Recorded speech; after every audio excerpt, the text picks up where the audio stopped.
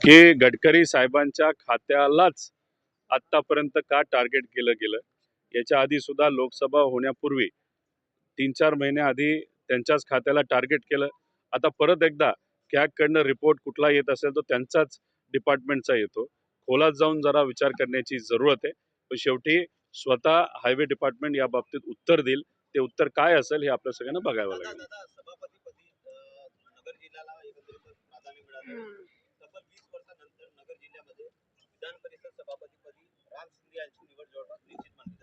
मी मनापासून राम शिंदेंना त्यांचं अभिनंदन तिथं करतो।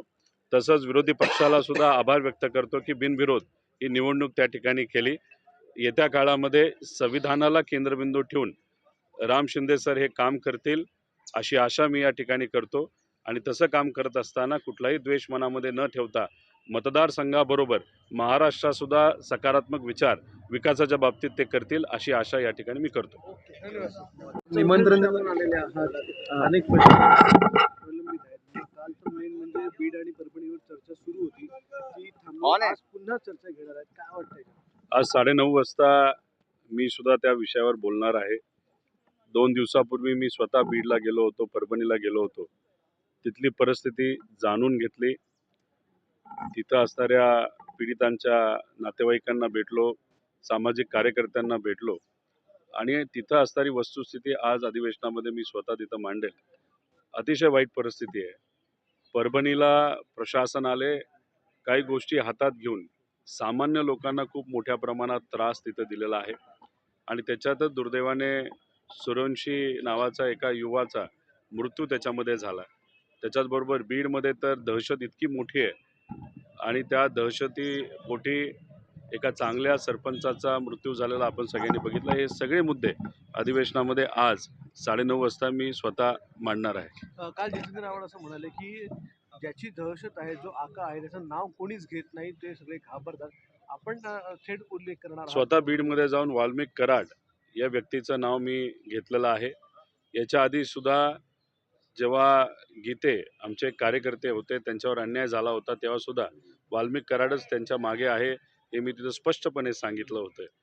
खरं तर काल परवा पंकजा ताईंनी सुद्धा त्याच्यावर स्पष्ट भूमिका घेतली की CID कडे हा प्रश्न देण्यात यावा, नाहीतर त्याच्यावर सखोल चौकशी व्हावी। आता बीड जिल्ह्याला 2 मंत्री आहेत। एक मंत्री मात्र अन्याय जर होत असेल तर त्याच्या विरोधात कारवाई केली पाहिजे अशी भूमिका घेतात, पण दुसरे मंत्री काहीच बोलत नाहीत। ही खरं आश्चर्याची गोष्ट आहे। कैलासवासी मुंडे साहेबांच्या बाबतीत बोलायचं झालं तर त्यांनी मोठा कायदा आणला। मुंबईतून गुंडागर्दी काढण्यासाठी त्यांनी पुढाकार घेतला।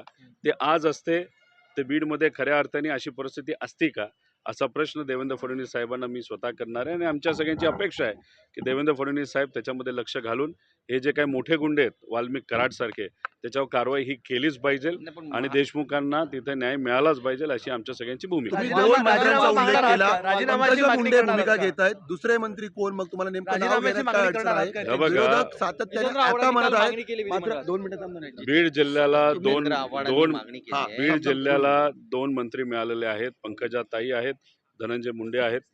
काल परवा पंकजा ताईंनी स्पष्ट भूमिका घेतली की जर कुणी याच्यामध्ये सहभाग घेतला असेल नाही तर ह्याच्या मागे जे कुणी असतील त्यांच्यावर कडक कारवाई ही झाली पाहिजे। CID कडे सुद्धा हा विषय गेला पाहिजे, त्याचं स्वागत केलं पाहिजे।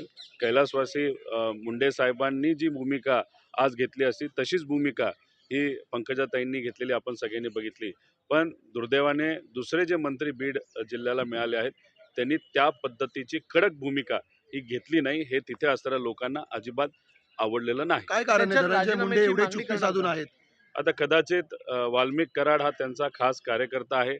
बीड जिल्ह्यामध्ये कदाचित धनंजय मुंडेंचं जेवढं चालत नाही तेवढं वाल्मिक कराडांचं चालतंय आणि मग वाल्मिक कराडाचं नाव जर पुढे येत असेल तर मग त्याच्यावर कसं बोलायचे अशी कदाचित अडचण ही धनंजय मुंडे साहेबांची झाली असावी, म्हणून त्यांनी त्या बाबतीत काही भूमिका घेतली नाही। दुर्दैव असं त्यांनी बोलत असताना देशमुख जे सरपंच होते त्यांचं कार्य चांगलं होतं।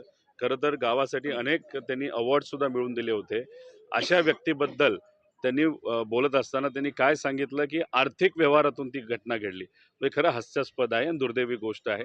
त्यामुळे स्पष्ट भूमिका धनंजय मुंडे साहेबांनी सुद्धा या बाबतीत घ्यावी आणि सगळ्यात महत्त्वाचं गोष्ट तिथे असणाऱ्या लोकांची मागणी जी आहे की तिथं असणारं पालकमंत्रीपद हे कुठंतरी फडणवीस साहेबांनी घ्यावं, जोपर्यंत वाल्मिक कराड आणि सर्व जे कोणी गुन्हेगार आहेत त्यांच्यावर कारवाई केली जात नाही. राजीनाम्याची त्या मागणी केली त्या जितेंद्र आव्हाड मंत्र्यांना यांनी तुम्ही आणि देखील त्यामुळे बाहेर तुम्ही काढा, सुद्धा मंत्रिमंडळातून बाहेर राजीनाम्याची काढा, तर मागणी पक्षपातीपणाने करणार जे आहात ते का? सगळं नाव न घेता धनंजय मुंडे माझं एकच मत आहे की आता वाल्मिक कराड हे धनंजय मुंडेंच्या जवळचे आहेत हे आपल्या सगळ्यांना माहिती आहे. राजीनाम्याची मागणी ही आव्हाड साहेबांनी केली, ती तशी बघितली ती लोकांची सुद्धा मागणी आहे.